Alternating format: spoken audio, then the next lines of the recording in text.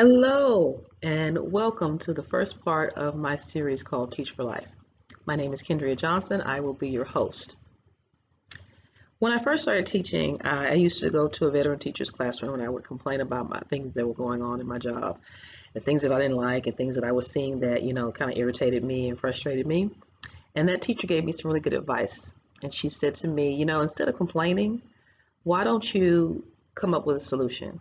If you see a need, fill it. You see a problem, solve it. And so this is fast forward 20 years, this is my attempt, this is my contribution to being part of the solution. I have been a school teacher for 20 years now, and I'm seeing a trend of, first off, there's a lot of vacancies in our field. There's a lot of teacher shortages all around the world. I used to think it was just limited to USA. It is not. It's all over the world, being an international global teacher as I am now. And then I'm seeing a lot of new teachers being thrown into the classroom with having no clue how to deal with students.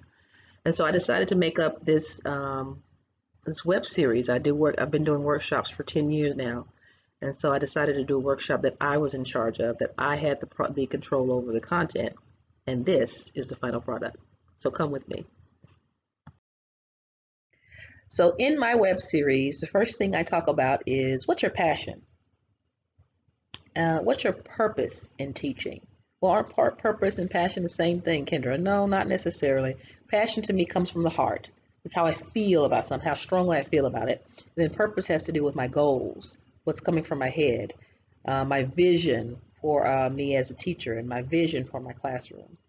Position is, we have the most powerful position in the world. Here, think about this. Think about every star athlete, every movie star, every person with wealth, every person that we look up to in our lives or on TV that has something, special about them. All of them had to have a kindergarten teacher. They all had to have a third grade teacher or a seventh grade teacher. They all had to have someone teach them math, science, history, art, language arts, reading, writing. They all had to have someone to teach them those things. So we hold a very powerful position in our society, no matter where you are in the world.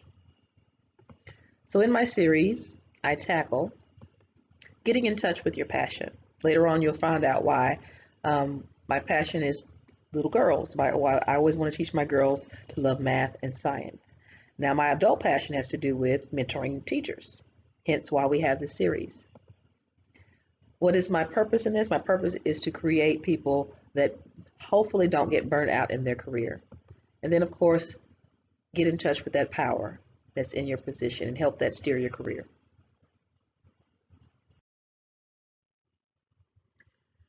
So in order for me to tell my story, I have to go all the way back to high school. When I was in high school, I was a student teacher.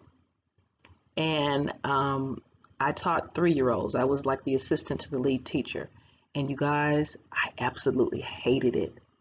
I hated it. The kids were whiny and they would cry all day and they didn't smell too good and they ate boogers. And so when I graduated high school and I was able to quit that job, I said, I will never be a teacher. No, I will never deal with kids ever again in my life. And I meant it. I shook my fist up to the heavens and I said, no, and ever, no, never, no, will you ever talk me into being in a classroom teaching kids ever again. And I meant it. So I was studying business management in college. And as I was going to school, I was always working, but I was working at temporary assignments. So what that means is I moved around a lot. I would have a job for 6 months, and then that assignment would end. I go to another job and have that job 3 months, and that assignment would end. But in every job that I always had a cubicle. Looked something like this. So my cubicle always had my name on it, and then I would do the job, and then I'd move on to another assignment. But in my cubicle days, something happened. I did that for like 5 years, and then something happened. The 10th of September, 2001, I had an assignment that was ending. And so the next day was 9/11. And I was on my way to work. Everybody remembers where they were on 9/11. And I was on my way to work. And I didn't have the visual yet, but I heard that something really, really major was happening, and I was shocked. So when I got to work, everyone was glued to the television. And I was just there to pick up my things because my last day was the day before. So I was just there to pick up my things. I put my things in the car, and I didn't go home right away. I was still in shock. I actually went to church. There was no one there. They let me come in, and I sat in the pews in the dark at my church, and I cried. And I was begging God. I was like, what is going on in the world? What is my place?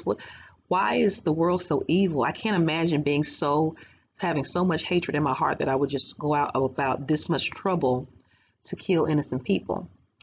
What is my purpose is what I asked God. And God said, I want you to teach my children. So I surrendered. And I took my first job in private school. And they gave me the KG, so it was KG 4 and 5-year-olds. And this time around, I actually loved it. I enjoyed the interaction with my students. I enjoyed teaching them their numbers and shapes and letters. I was teaching them how to write, teaching them how to do math. It was actually interesting and fun. And so I moved on to public school. I got my certification. I got my degree in business, but I got my teaching certificate, and I went on to public school. So I won't go through all of the steps and all the things that I went through in the first 10 years of my career. When you buy my series, I will give you a copy of an excerpt of my book that tells that story. But there's a lot of things that transpired between the first year and the 10th year. But around that 10th year is when I started to experience burnout. Because I had been going through my career with like fervor. I was really just going full speed ahead, 100 miles an hour, and I didn't take time for myself. That was my mistake. So in my web series, when I talk about finding balance in your life, it's very important to not give yourself totally to your job like I did. Okay? So I got on a plane. I took a job overseas. And I said, if I cannot find some peace over here with teaching, then I'm going to go ahead and walk away. So if you're in a position, if you're in a space right now where you're kind of like fed up with the position and you don't know if you can take any more of the things that we have to go through as teachers, please take a little time to follow me in my journey, and then I will explain in detail how I maneuvered around the burnout, and hopefully I can help you. So now I've been teaching now about 20 years. I've been here about 5 years now, and I absolutely love it. Yeah, it's given me a fresh face to teaching, and now I can reevaluate my passion, my purpose, and I can't wait to show you my position. So now we're going to fast forward to where we are now and go over just briefly. This is a preview, of course, of the entire webinar series, but in my series, I talk about the 6 steps to staying successful in teaching. If you're already a teacher, a veteran teacher, and you're just getting to the point where it's like, I don't know what else I need to learn, or if you're a brand new teacher and they threw you in a classroom and you're like, I don't know how to manage these students. I have one of my modules is classroom behavior, classroom management versus behavior management. They're a little different. We talk about the politics in education. I tackle that. I go into that in detail. We talk about the different styles of teaching and the different ways students behave and react. So all of that's in my webinar series, but I will give you my 6 steps now. First step is the one we're going to preview right now. Start with the end in mind. Visualize what direction you want your classroom to go in. What kind of behavior do you want your children to, or your students to exhibit by the end of the year? Because again, we're teachers, so we have to train them sometimes. Step 2, steer your career. In this module, we discuss how to best use your position to go in the direction that you want to go. Let's say right now you're a new teacher and you want to be a principal one day. Well, how do you get there? Good mentors is one way you can get there. Number 3, stretch your skill set. Well, in my career, I've been moved around a lot, especially in the last, I would say, last 10 years. I've been moved around a lot. I've taught everything from grade 4 all the way up to grade 8. I taught grade 4 math and science, and then just math, and science, and I'd go back to math and science. And even over here overseas where I teach now, I've taught 6 and 8 one year, then 7 and 6 one year, then 7 and 8 one year, and then 7 one year, and then 8 one year. Now I'm teaching grade 5. But I used to complain about that, and I went to my principal one day and I said, why do you always move me? It seems like I'm the only one being moved. It seems like I'm being picked on. And she said, well, because you're the most versatile and you don't give us, any feedback. You always just kind of do it exactly. You get in there and you do it. And so I took that as a compliment. Instead of being angry that they're always moving me around to different classrooms and different students, I took it as, oh, they see me as a versatile person. So I started to stretch my skill set. Because if you've been teaching long enough, you already know that what you teach in grade 5 is not the same thing you teach in grade 8. So there are different skills that you need for each level that you teach. So I've taken that information and I've taken that experience and I put it into a module. Stick to a system, all right? In your teaching career, you're going to find a lot of systems, especially depending on the organization that you work for. They might emphasize Bloom's taxonomy. They might have you study Marzano. They might have you study Piaget's approach to pedagogy. Whatever style or whatever system they introduce you to, adapt that system to your classroom and to your teaching, but always associate that and keep your own style. So what I mean by that is, when you develop a style of teaching that works for you, I can help you with that. If you want my help, I can help you. Once you develop that style, stay with it. Now, all of the times that I've moved, my style of teaching has not changed. I go from abstract to concrete every single year, no matter what student or students I teach. No matter what level of students I teach, I always keep the same style of teaching. I work harder in the first part of the year and work less hard in the second part of the year because my goal is to get them to be self-sufficient. So we can talk about that. We can go into those details if you were to purchase the series. It's in the series where we talk about work smarter and nothing else. And then lastly, strive to survive. This is the kicker because this is the part where you hit a brick wall. When you've hit a brick wall, you're just frustrated all the time. Nothing seems to be working well. Your students are not cooperating. Your parents are not supportive, and your administration, whoever you're working under, is not helping you. You're just starting to get really frustrated and burned out. Your goal is to strive to survive. We're going to help you find balance in your life. Find some ways you can go around and circumvent some of those the politics in education. So those are just a few, or those are just the list of things we're going to cover in my series, but I want to at least give you one example of that. So if you have pencil and paper, you can stop the tape now if you like.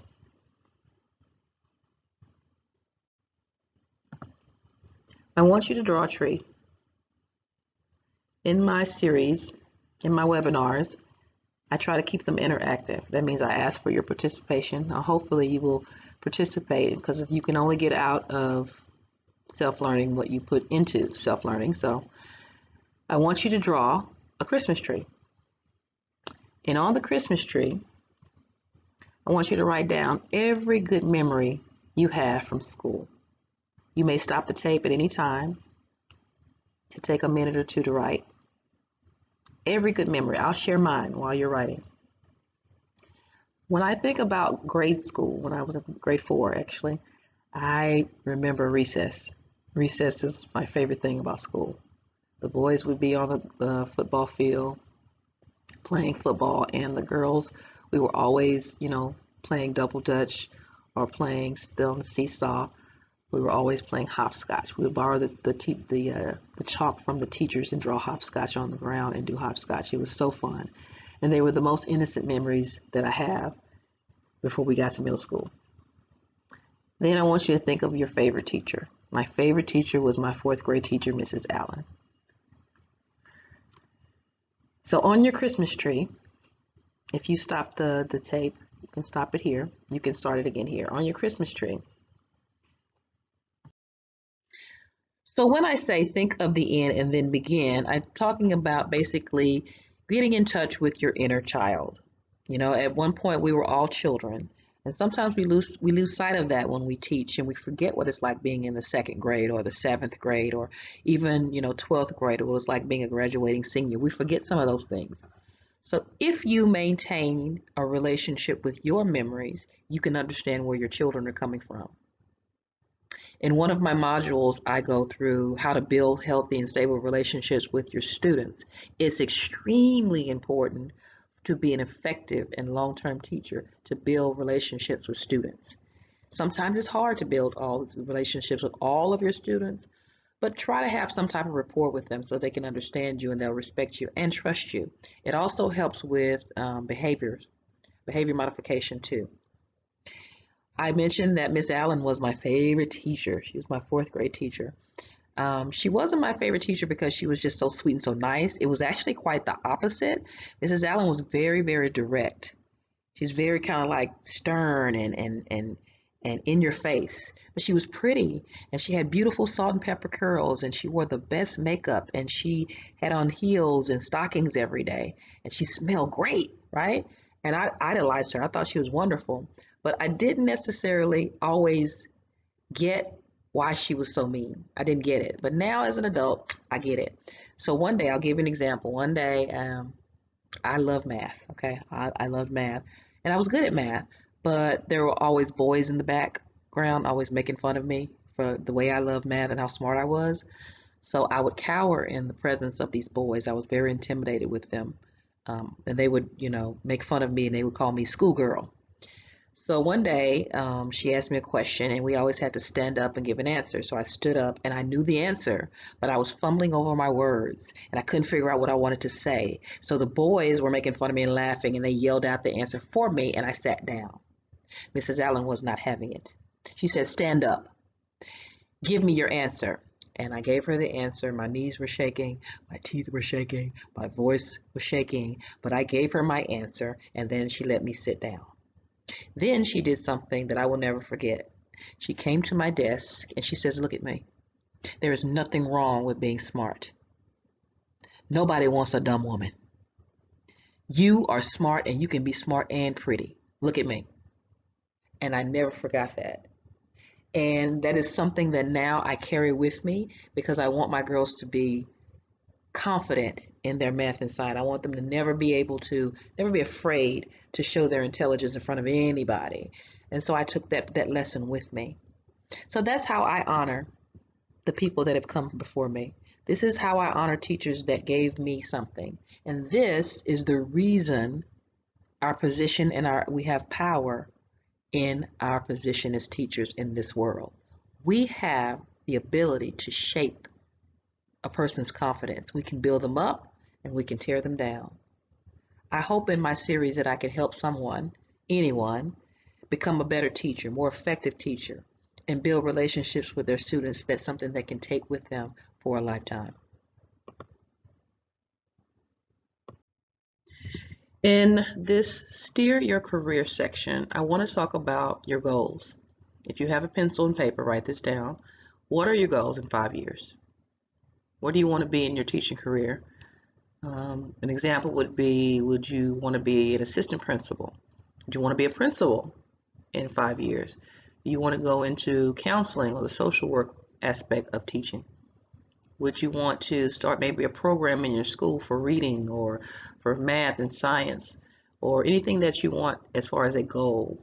This is important because if you can maintain as a teacher and learn the craft of teaching, and you get a good handle on what you want and you see a need, you can also be a part of the change to fix it. Now, my story is very simple. I saw a need for girls to be involved in math and science, and so I took it upon myself to start programs within the school, within the system, and within the classroom that I was teaching, to do programs specifically geared towards girls in STEM, science, technology, engineering, and math. I wanted them to get excited about math. I wanted them to like science. I wanted them to create things and be engineers, at least be thinking about it. So I took my girls on field trips. I took them on college tours. I took them on lots and lots of field trips. And then we did some after school programs for them. Now, here's the thing. If there's no funding, which happens a lot, if there's no funding, there's alternate opportunities for you to create something without funding. I used to do grants. I wrote grants a lot in the U.S. So if there was no money in the school district, let's say, I would go and write a grant to fund the field trip that I wanted to do or the after school program that I wanted to start. So if that's an issue, we can talk about it one-on-one maybe. But steer your career has to do with, what do you want? Where do you want to see your career go? What goals do you have as a teacher? So you are in the driver's seat. You are the person that's in charge of your career. This is important. So these are some of the tips that I've learned over the years. First off, befriending key people inside your organization is not brown nosing. There's nothing wrong with saying hello to your principal every morning, whether you like her and whether she likes you. It has nothing to do with anything, ladies and gentlemen, okay? So befriending key people. Find out who those people are that are in charge of the budget.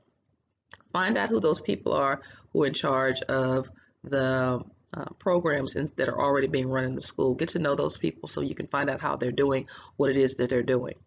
Become a terminal asset. What that means is basically you're going to have to work your magic and let people know what you can do. I'll give you my example, and then you can write down some things you want to do. My example starts with my very first year of teaching in public school. Okay, so I did private first and then public. In public school, I like to travel. I like travel in my personal life, I should say. I like to travel. So I think I mentioned that a few times to people, but it was like an accident. I just love to travel. I love getting on planes and going places, right? So the first year, the end of my first year, I was offered a conference. They were sending like 3 teachers. Miss Johnson, do you want to go? Yeah. We went to Washington, D.C. for a week, all expense paid.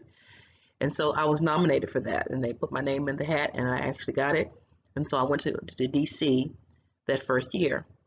Every year after that, subsequently, I was asked to go on a conference. For some reason, everybody doesn't like to travel. So when there was a conference in town, there was a math conference or a science conference, Miss Johnson, do you want to go? We have this extra money. We need to send someone. Do you want to go? So in my first 10 years of teaching in public school, I went to 12 conferences. And it was all because I just mentioned 2 key people, my assistant principal, that I like to travel. I love it.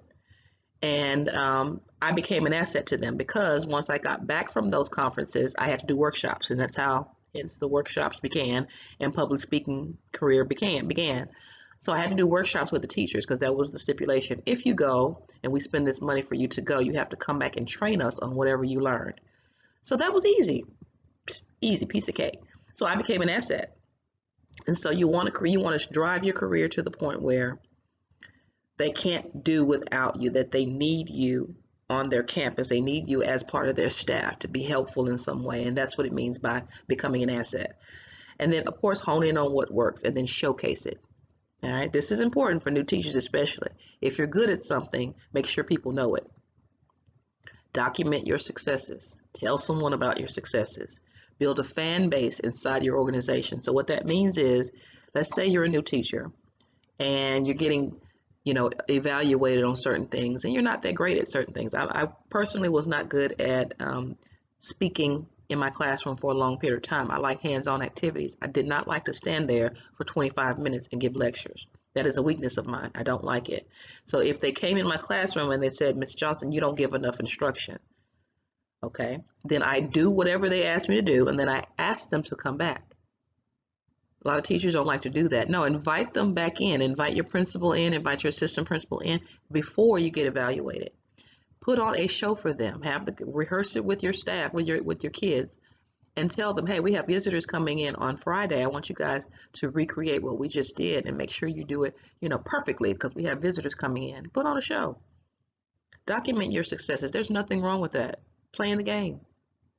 And then you play the game with the odds in your favor. That way they're not catching you off guard when they come in for those surprise evaluations. It's just what we do. So when I got this idea, I talked to a teacher who, okay, let me just be honest. I didn't think she was that great. I didn't think she was a great teacher. I just didn't. I just saw a lot of playing in her classroom and the kids were always all over the place. And there wasn't a lot of discipline, and I didn't think she was that great. But what she did was she would always teach her kids a lesson, practice it with them, and then invite the principals in to come and see her work. And so the principals thought she was great. They thought she was great. So, but they didn't see the other part of what I saw. So that was a game she was playing. I don't have to play that game. I'm actually really good at having my kids at discipline. So I would just prepare them and say, hey, we have guests coming in, so you guys have to be on your best behavior. Okay, miss, they were really good about that. But document your successes. If you're good at something, if I have a friend that plays guitar, so he's always got his guitar in his classroom and he sings the lesson to them. And that's his talent. Use it. Use it in your classroom. Some principals will like it. Some of your leaders will not. But you showcase what you're good at instead of always waiting for feedback on what you're not good at. Okay? Be on the offensive when it comes to your job. It will help you build your career. It will help you feel like you're in control of your career. And that's my advice. Okay, so this section is for new teachers. This is a message specifically for you. I fell into some potholes, let's say, pitfalls and potholes as a new teacher. You know, you have all this passion. You've just discovered a purpose in life, and then you have all this passion, and you go for it with full 100%, with all the force, with all your might. But some of the things that I was doing was basically setting myself up for burnout later. So if this section is about how to avoid burnout, these are some of the things that I went through. So I'm sharing this with you, and you can let me know if any of these registered with you. Over volunteering, overworking, overtraining, overthinking the overall plan, and overshooting your influence. So over volunteering means I volunteer for everything. I did. The first year I volunteered for everything. I was on all the committees. I did all the after school programs. So therefore I was overworking myself. Then overtraining, I took extra training. I took the training that the school gave me, and then I would go to extra training. Like if they only wanted you to do 21 hours, which is 3 classes, I would do 6 hours. Because I really wanted to understand my craft. I wanted to know what I was doing. There's nothing wrong with that. It's not a bad thing. But when you do it year after year after year, it creates burnout. It creates a situation where you're putting a lot of pressure on yourself unnecessarily. How's that? And then overall thinking the plan. I've seen a lot of teachers do this. Veteran teachers will attest to this. When we see new teachers come in and they're so vibrant and so, sure of themselves, and they're really, really confident, and they're like, I'm just going to change this entire system. This whole thing is going to be different because of me. We just shake our heads and say, that poor baby, she'll figure it out. She will. She'll figure it out. Just let her. Yeah, just let her go. And so they overthink and overshoot their influence. They think they're going to come in and change the entire flow of system. You're going to change the child's patterns from home. You're going to change the child's mindset. I'm going to make these children the best children ever, and they're going to be perfect for me. Even though they haven't been perfect for any teacher before you, they're going to be perfect for me. And so it's just like it's overestimating your influence on, your classroom. No, you can only control what you do in class at school, and you can only control a child's environment when you're there. You can't control what they do at home, and you can't control what they're being taught at home. So just make sure that you understand the realism that comes with our job. That there's realistic expectations, and then there's unrealistic expectation, and it will drive you crazy. You will have all of these. You will look just like this girl here and be like, what did I get myself into? Ugh.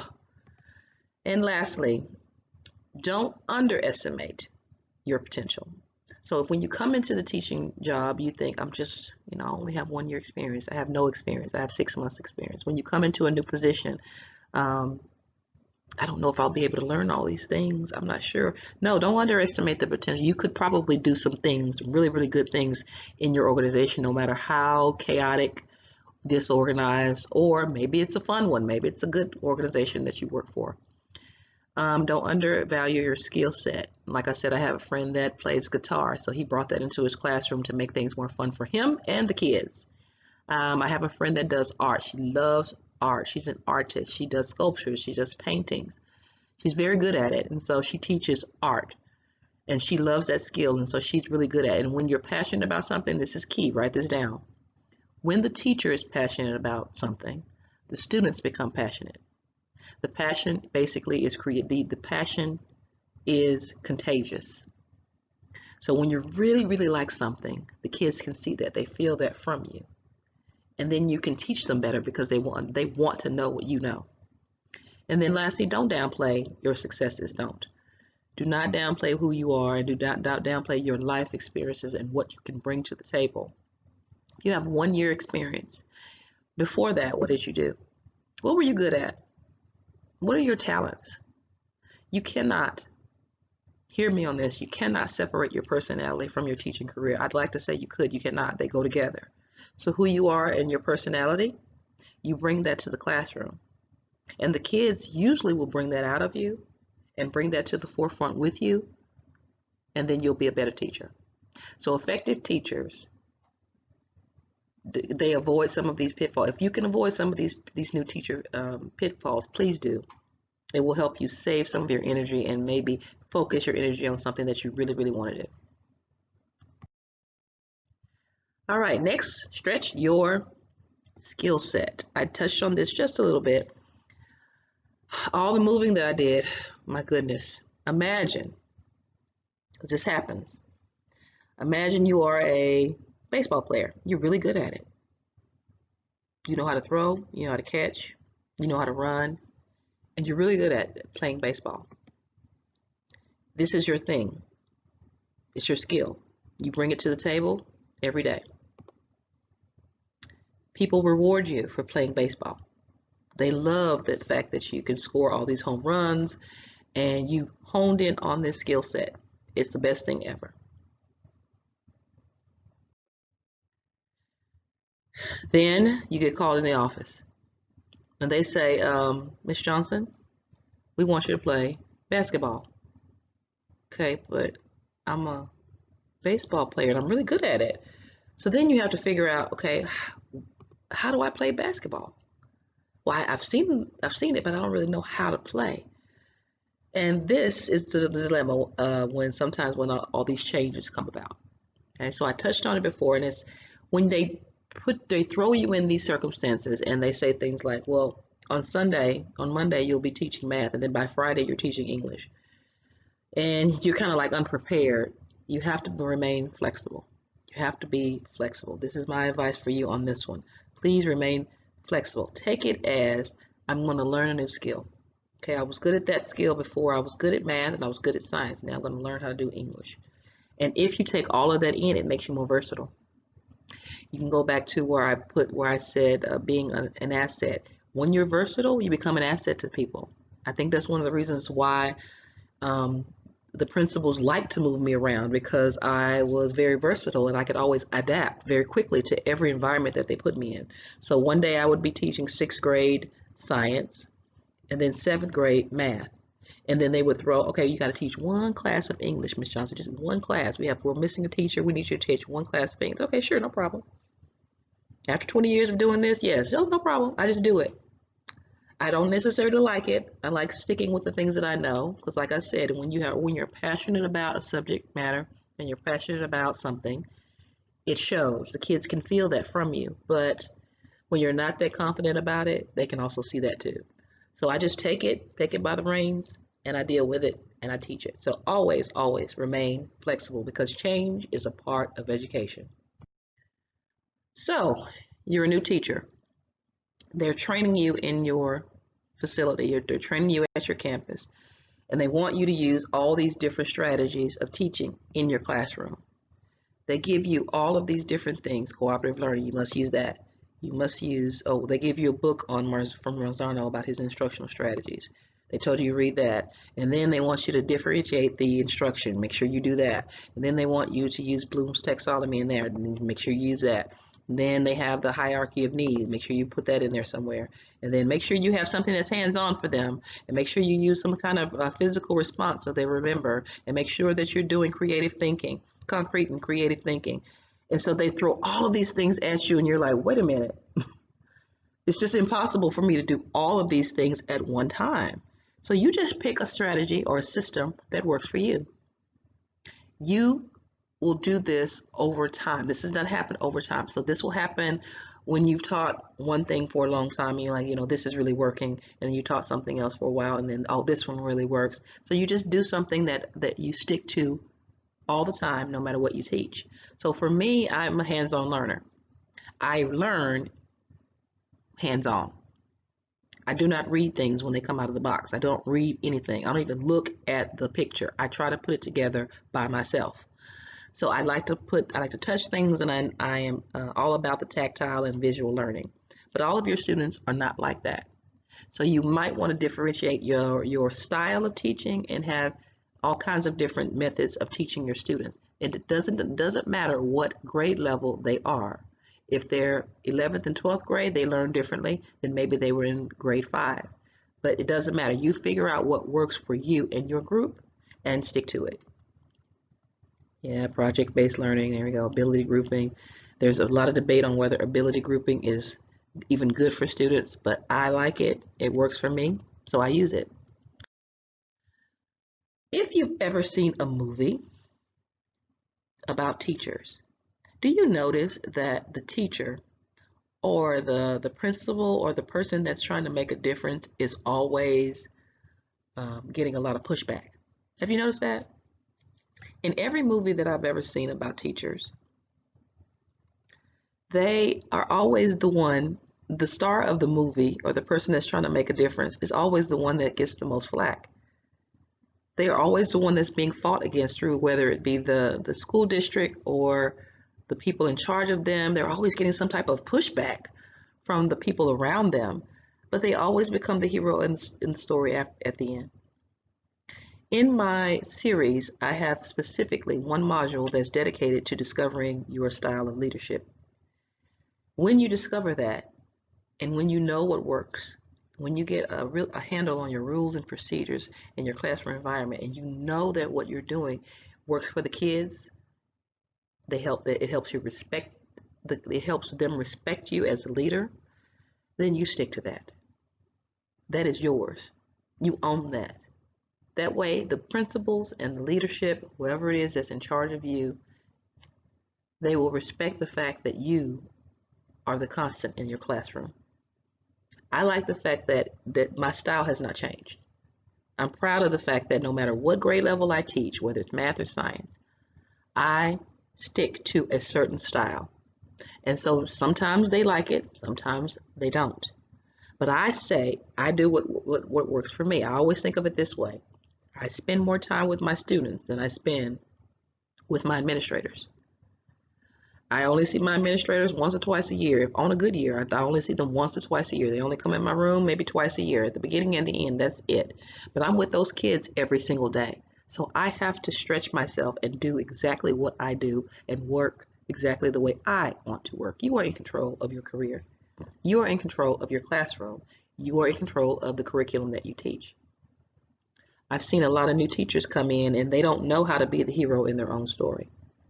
They're timid, they're shy.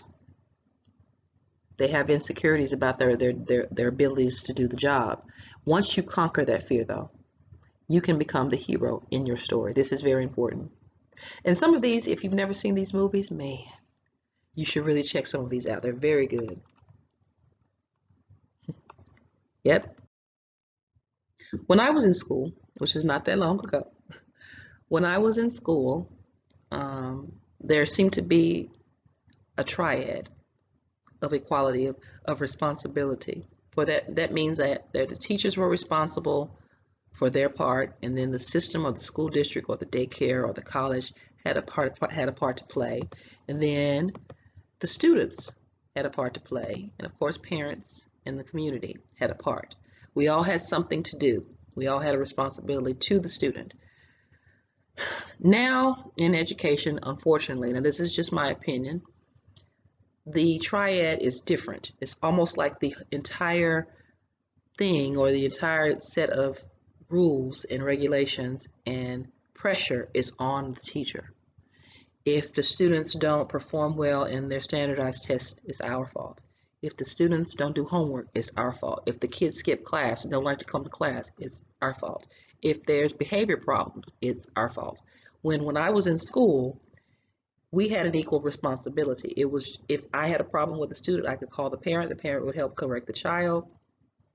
We could actually avoid the system altogether, and then we can work it out. Now it's just The parents come and they complain about everything. And sometimes it's about pleasing the parent. Sometimes it's about making sure that we make the child successful and that we make sure that the child is happy. This is the way it is. It's not fair. I don't like it. But just having said that doesn't change it. So I'll give you an example of what I mean. I've given this example on my Facebook Live before, so I'll just tell it again. I give a test on Thursday. I tell the students, boys and girls, we have a test on Thursday. Okay, Miss Johnson. I give them all of the study materials. I tell them what's on the test. I go over it with them. And I say, well, I would like everyone to make 100. You have everything you need. You should make 100. At least a 90. Get an A. Try to get an A. 1 or 2 I can live with, but 100 is the standard. So they take the test, and let's say out of the 20 students that I give the test to, 10 of them make 100. Okay, 10 of them make a perfect score. The next day or the next week, I bring a treat for those 10 kids. These children made 100. Yay! So I give them maybe a pencil, an eraser, maybe even a piece of candy, even though that's strictly prohibited, and they really just they don't like us to give them candy, but I will do it. I give them a piece of candy. Of the 10 students that didn't get the candy, they're going to complain. There are going to be a few of them that walk up to you and they, Miss, I didn't get any candy. You didn't give me a pencil. And I passed. I got an 80. But dear, the standard was an A or above or a perfect score. That was the A. That was the goal. You didn't make the goal. But I got an 80. I should get an 80. I should get something. Can I get a pencil, please? There's a sense of entitlement there. And it's being taught. Because what will happen is, of those 10 students, some of those parents are going to come and ask you. Either they're going to call, write, or come up to the school. Well, I heard, Miss Johnson, that you gave a test, and my child made an 80, and you didn't give them a pencil. You did not reward them. My child deserves a reward as well. And as a mother and as a teacher, I see it both ways. As a mother, I see that you're trying to protect your child. You don't want your child to feel like they're being left out. You don't want them to feel like, you don't want them to hurt. You don't want their self-esteem to be hurt because they got a B instead of an A. You want to build that up. You want to promote that. You want to build the child's self-esteem and their confidence. I get that. However, the standard is an A or perfect. That is the standard. 4.0, that is the standard. So if the standard is 4.0, I'm not going to reward anything less than that because I want your child to push harder next time. I want them to study harder so they can get the perfect score or the 90. My goal as a teacher is different from your goal as a parent. But if we work together and I explain that to you, then you go, oh, I understand. So it's communication. It's society pressure, societal pressure sometimes in your classroom, and that the politics of the classroom is not understood by everybody. But the goal is always to build up your child. The goal is always to get your child to that level that they should be, college level, college ready. So in my classroom, I do that. I teach that. And so you have to decide what's important because you're not going to always get the support of the parents. And you're not always going to have the admin on your side with every single thing that happens. And just a caveat really quickly, write this down, new teachers, write this down. Please write this down. Even if you do everything correctly, you go by the book, you go by the rules, you lay the rules out, and you make the rules clear, parents still complain. They do. They just do. It comes with the territory. It comes with you teaching. I don't know how many times I've been in a new teacher's classroom and they're just in tears almost because the parents just kind of chewed them out about something and it was so small to them, but it was like a big deal to the parent. It happens. You didn't do it. It didn't. To them, you did something wrong, but in the reality of what we do, you didn't do anything. So you can do everything right and still get complaints, but the key is to be able to handle it. Being able to handle it and knowing that it is part of our job. Okay? It's 8:00 a.m. The first school bell is ringing. School does not start for 15 more minutes, but you already have 7 students outside of your door waiting to get in. Your coffee is still hot and your sausage biscuit is still warm. Just then, Johnny comes in and asks, Miss, can I go to the bathroom? You reply, okay, Johnny, but it's before class. You can go, but make sure you come back before the bell rings. Okay. Jane walks in. She wants to see her art teacher before class. No problem, Jane. Just come back before the bell rings. Okay, miss. Then Anna and Michelle come in wearing makeup. So you scold them. All right, girls, you know you cannot wear makeup. Go to the bathroom and wipe it off. Do it quickly. The bell is about to ring. Just then, your coworker comes to your door complaining about students. You politely and gently say, okay, I'd like to talk about this another time. I'm trying to get ready for class. I still have about 5 minutes left. If it's okay, we can do this later. No problem. It's 8:15. The bell has rang. The students are throwing away their breakfast. Someone spills milk all over the floor. You call for the maintenance. Just then, Lucy is feeling sick. She wants to go to the bathroom and she wants to go to the nurse. You allow her to go because you can see in her face that she's not feeling well. Just then, David gets up to throw away something in the trash can and he slips in the milk before the maintenance people show up to clean up the milk. So you send him to the nurse. You say, why don't you just take Lucy with you? They both go to the nurse. It's 8:20. Your coffee is warm, but your sausage biscuit is getting cold. 10 minutes into class, Johnny asks to go to the bathroom again. You say, Johnny, you went to the bathroom before the bell. No, you may not go to the bathroom again. Oh, man. The maintenance man finally comes to pick up the spill. Lucy returns from the nurse. As she returns into the room, she continues to throw up. So you have to call the maintenance man back in to clean up the vomit.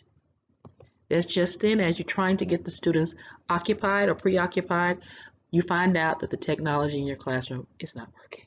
You reboot the system 3 times, and yet it is still not coming on. The kids are getting anxious. They want to start the lesson, so they talk. Then the announcements come on. They announce that they want to see 8 of your 25 students right before class is over at 9 a.m. because they have a rehearsal for a PTA meeting that's happening that night. Lucy is still sick. So you instruct 2 students to go take her back to the nurse and instruct the nurse not to send her back because she is ill. Just then, someone has their backpack in the middle of the floor. Okay, guys, you know the rules. Backpacks go in the back so we don't trip over them. No one picks the backpack up. The maintenance man has still not come back to clean up the throw up. Johnny asks to go to the bathroom again. At this point, you say, go ahead and go. The maintenance man finally shows up, cleans up the vomit, cleans up all of the milk, and then Lucy is sent home. The time now is 8:50.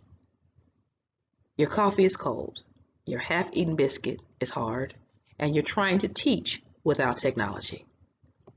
Just then, you trip over the backpack that someone left in the front of the room. Hold on the backpack! You know the rules! Get it up now! And just as you're about to release the students, your principal walks in with 2 people you don't know from downtown. This is the life of teaching. It happens to everyone. Your goal is to strive to survive. But stay calm, this happens to everyone.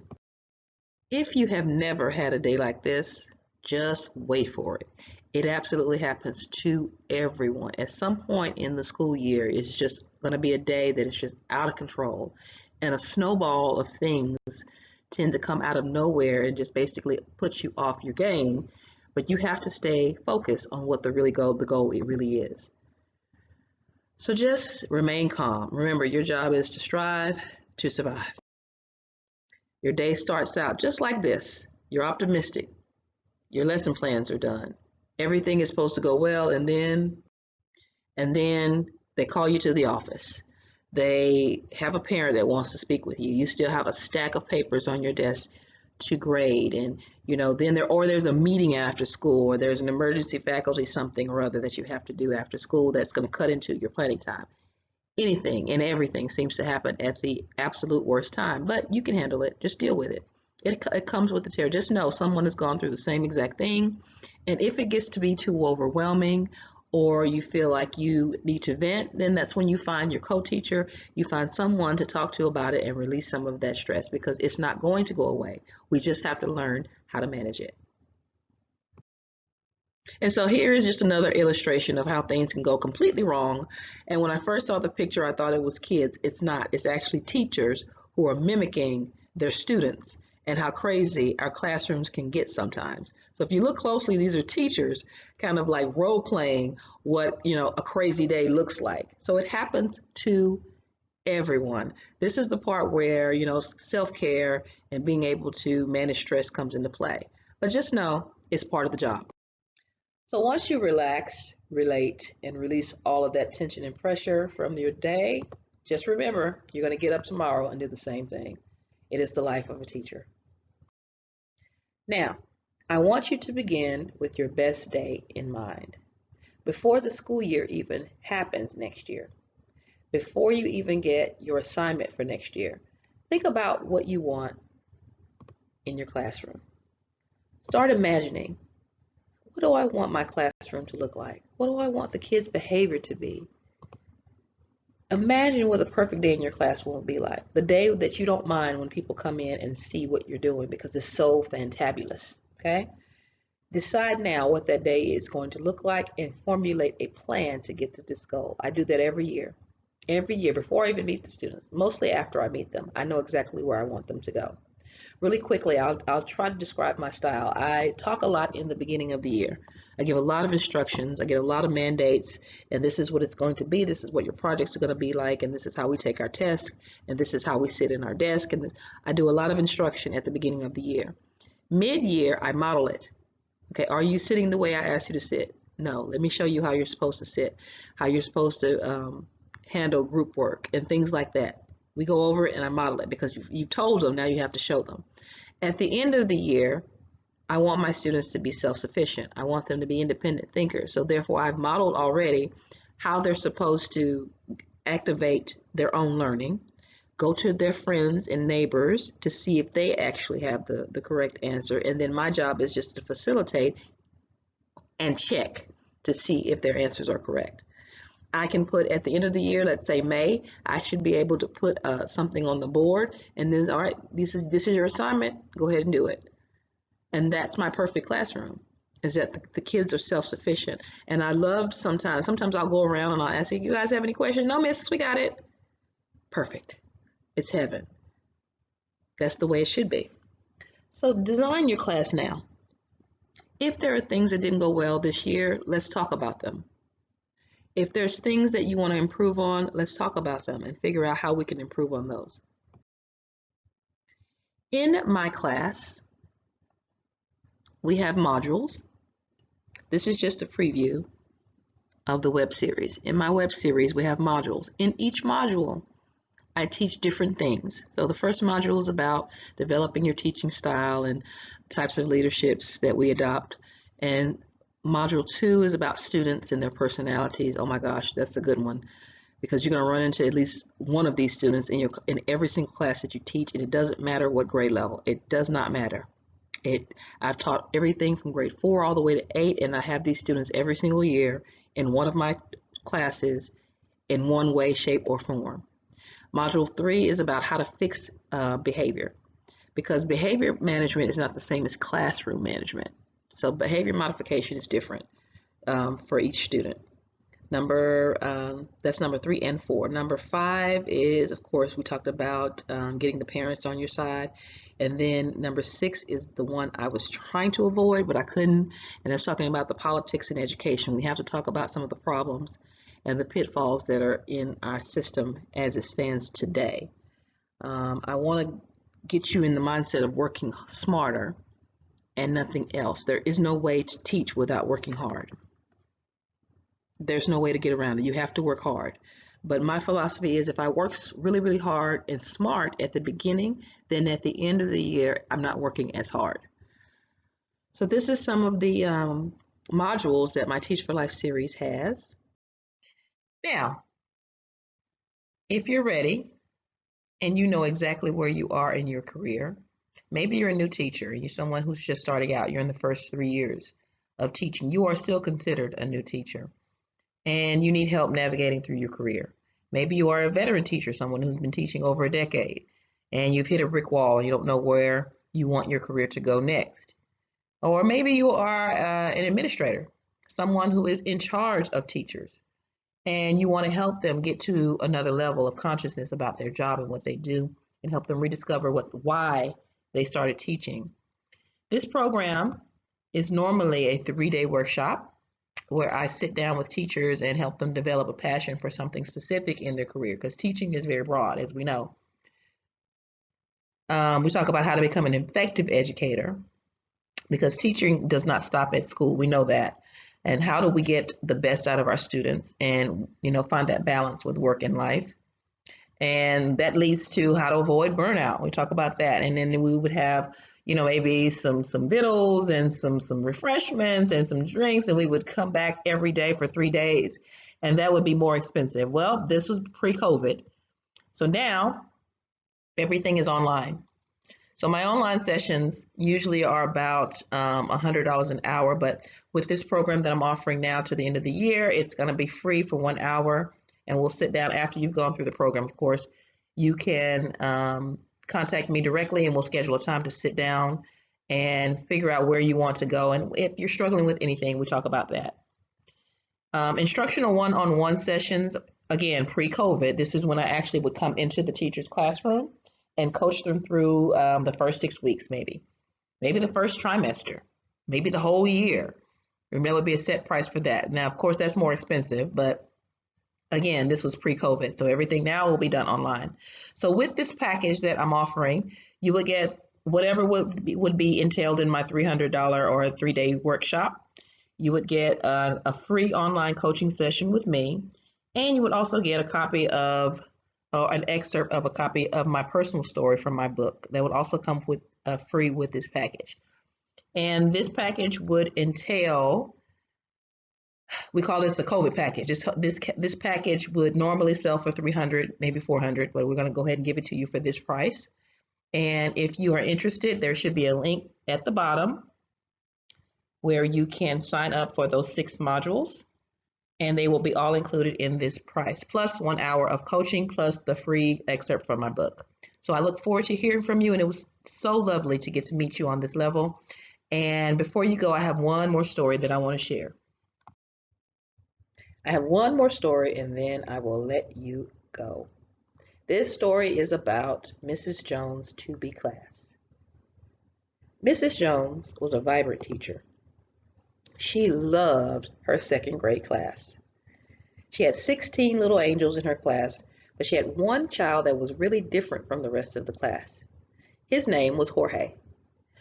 Unfortunately, Jorge missed a year of school, and when they put him in school finally, he was so behind that he really never got a chance to read, so they kept him another year so that he would learn to read. So by the time he got to grade 2, he was the oldest and the tallest child in Mrs. Jones' class. But Jorge was very enthusiastic. He was smart, and he tried really hard, and he would always raise his hand and volunteer for anything Miss Jones wanted him to do. I need someone to pass out papers. Teacher, teacher, I do. He would raise his hand. I need someone to pick up the books. Teacher, teacher, I do. He was very, very energetic, and Miss Jones loved that. But the other kids didn't like to play with him. So she would put him in the groups, and the kids would complain, Miss, no, we don't want, because Jorge had a speech impediment. Jorge's clothes were sometimes dirty, and Jorge didn't always smell the best. So the kids would complain, and they would tease him and make fun of him. But Mrs. Jones was not having it. She was not happy. So after about 6 weeks of trying to make the kids play with him and talk with him and putting him in groups, she got frustrated one day and made an announcement. She said, class, this week's class leader is going to be Jorge. And of course they were like, Miss, no, not fair. No, Jorge is in charge this week. He is the class leader. You have to follow him in the line. You have to sit with him at lunch, and you have to do what he says if I am not available. Okay? So they all agreed reluctantly. So Jorge was in charge, and of course his eyes lit up, and he was so excited. He said, teacher, I do. Yes, Jorge, you are the class leader. As it was, the next day, a terrible storm came through the small town. The clouds got black, the wind started to change, and there was a rumbling in the distance that you could hear. Mrs. Jones knew exactly what that meant, but before she could get her kids to safety, the windows in the classroom shattered and broke, and debris from the outside came in swiftly and hit her in the back of the head. She was incapacitated. She was unconscious. The kids went crazy. They started screaming and crying and running around not knowing what to do.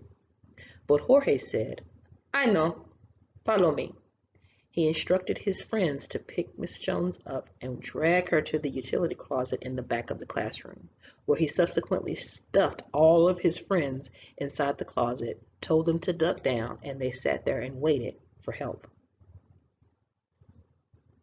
It took 2 days for the firemen to get through all of the debris.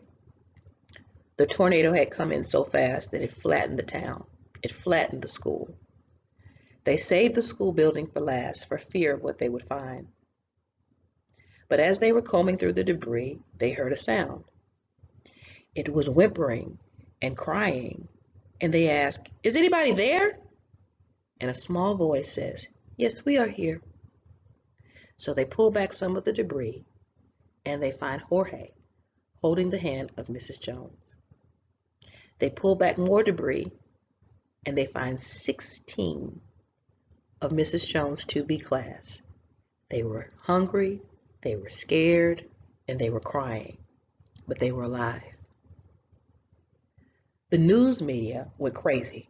They could not wait to get their hands on the story of this little boy who saved his class. So they came down to interview him, and they said, "Little boy, you are so brave. How did you know what to do in this crisis? How did you know that putting your friends in this closet would save them? You're so brave. Why are you so brave?" And Jorge just shook his head. He said, "My teacher, she say, I class leader. It's my job. So I do." Now, most people think that this story is about Jorge and that he's the hero in this story. Well, he is. He's a very, very heroic little boy. But the real hero in this story is Mrs. Jones, because she empowered her students to feel good about themselves. She empowered him and made the other students include him, even though he was different. And that is our job as an educator. We can be the hero or we can be the villain. We can be the best thing that's ever happened to a student, or we can be part of the problem in the society that we live in. And it's an awesome responsibility, and I wouldn't take it for granted for anything. So I want you to think about, whose hero do you want to be? There is a student somewhere in the world waiting for you. They're waiting for you to show up in that classroom and be their example. And they won't learn anything until you teach it to them. And that is a powerful position to be in. My name has been Kendra. I look forward to seeing you in my next class.